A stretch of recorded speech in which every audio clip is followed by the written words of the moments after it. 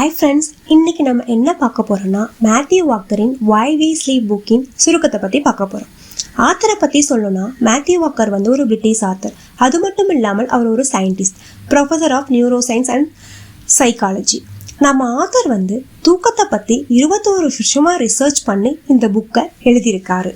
அவர் என்ன சொல்கிறாருன்னா, இந்த உலகத்தில் தூக்கத்தை விட சிறந்த மருந்து ஏதும் இல்லை அப்படின்னு சொல்கிறாரு. நம்ம நல்லா தூங்கினாதான் எப்போவும் நம்ம பாடியும் பிரெயினும் ஆக்டிவாக வேலை செய்யுமா. இப்போது பார்த்தீங்கன்னா நம்ம தூக்கத்துக்கு அதிகமாக முக்கியத்துவம் கொடுக்கறதே இல்லை. தூக்கம் சரியாக இல்லைன்னா நம்ம உடம்புல பலவேறு நோய்கள் வர வாய்ப்புள்ளதுன்னு சொல்கிறாரு. நம்ம நல்லா தூங்குறதுக்கு உதவக்கூடிய சர்க்காடியம் ரிதம் அப்படின்னு ஒரு ஃபங்க்ஷன் நம்ம பிரெயினில் இருக்குது. அது எப்படி ஒர்க் ஆகும்னா, மார்னிங்கும் நைட்டும் மாற்றி மாற்றி ஒர்க் ஆகும். நீங்கள் ஃபாரின் கண்ட்ரிஸ் போனீங்கன்னா அங்கே இருக்க மார்னிங் நைட்டுக்கு ஏற்ற மாதிரி இந்த ஃபங்க்ஷன் மாறும். இதில் 2 ஹார்மோன்ஸ் இருக்குது. அது என்னென்னு பார்த்தீங்கன்னா melatonin hormone and adenosine hormone. இந்த மெலட்டோனின் ஹார்மோன் நம்ம பிரெயின் தான் ப்ரொடியூஸ் பண்ணும். அதாவது நைட்டு வந்ததும் இருட்டாக இருக்கும்போது நம்ம தூங்க போகணும்னு பிரெயின் நமக்கு கொடுக்குற சிக்னல், நம்ம தூக்கம் வர மாதிரி இருக்கு இல்லையா, அதுதான் இந்த மெலட்டோனின் ஹார்மோன். நெக்ஸ்ட்டு பார்த்தீங்கன்னா அடினோசின் ஹார்மோன். இந்த ஹார்மோன் வந்து ஸ்லீப் ரெகுலேட்டர்னு சொல்லலாம்.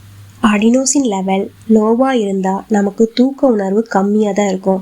இந்த அடினோசின் லெவல் எப்படி லோவாக ஆகுதுன்னு பார்த்தீங்கன்னா, ஒன்றா நம்ம காஃபி டீ குடிக்கிறதுனால, இன்னொன்று ஆல்கஹால் யூஸ் பண்ணுறதுனால. எப்படி காஃபி டீ குடிச்சு அடினோசின் லெவல் லோகன்னு பார்த்தீங்கன்னா, அதில் கெஃபைன் ஒன்று இருக்குது. இந்த கெஃபைன் வந்து நம்மளோட பிரெயினில் இருக்கிற அடினோசின் லெவலை கம்மியாக்கிடும். இதை வச்சு நம்ம ஆத்தர் ஒரு ரிசர்ச் பண்ணியிருக்காரு. அது எப்படின்னு பார்த்தீங்கன்னா, ஒரு 8 கால் பூச்சிக்கு ஆல்கஹாலும் கெஃபைனும் கொடுத்துருக்காரு. ஆல்கஹால் குடித்த 8 கால் பூச்சி வந்து கூடு கட்டுச்சு. பட் இந்த கெஃபைன் குடித்த 8 கால் பூச்சி வந்து கூடு கட்டவே இல்லை. அந்த அளவுக்கு டேஞ்சர் இந்த கெஃபைன். அது மட்டும் இல்லாமல் காஃபி குடித்தோம் அப்படின்னா 5 ஹவர்ஸ்க்கு அப்புறம் கூட இந்த காஃபியில் இருக்கிற கெஃபைன் 50% நம்ம பிரெயினில் இருக்குன்னு சொல்கிறாங்க.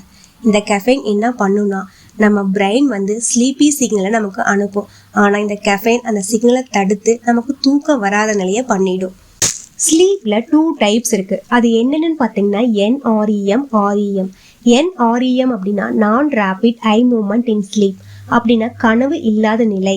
நம்ம தூங்க ஆரம்பிக்கிறோம் இல்லையா, அந்த நிலை தான் இந்த கனவு இல்லாத நிலைன்னு சொல்கிறோம்.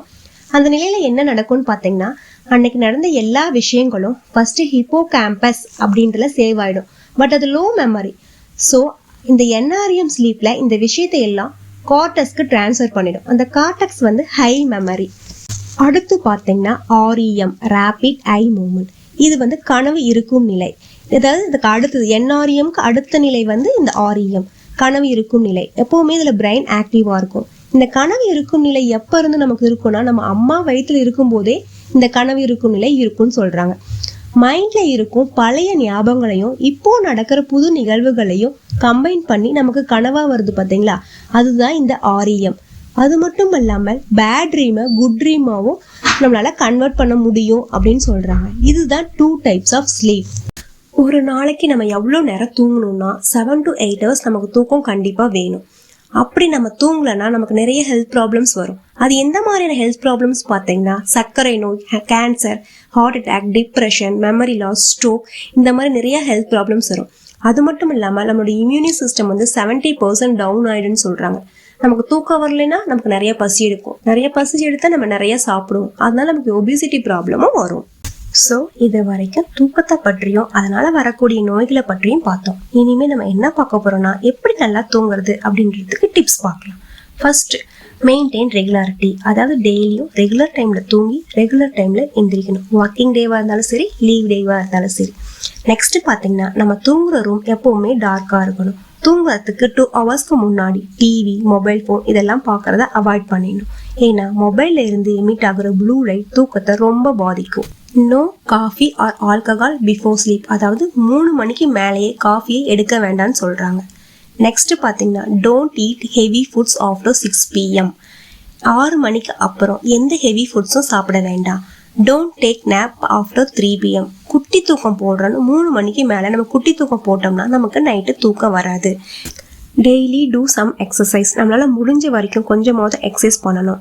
நெக்ஸ்ட், இப்போ தூக்கமே வரல அப்படின்னா bath with hot water before go to bed. தூங்க போகிறதுக்கு முன்னாடி சுடுதண்ணியில் குளித்தோம் அப்படின்னா நமக்கு நல்லா தூக்கம் வரும்.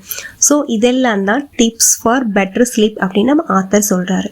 ஓகே ஃப்ரெண்ட்ஸ், தேங்க்ஸ் ஃபார் வாட்சிங். இந்த வீடியோ பிடிச்சிருந்தால் லைக் பண்ணுங்க, ஃப்ரெண்ட்ஸ் அண்ட் ஃபேமிலிக்கு ஷேர் பண்ணுங்க. நம்ம சேனலை புதுசாக பார்க்குறீங்கன்னா சப்ஸ்கிரைப் பண்ணுங்க.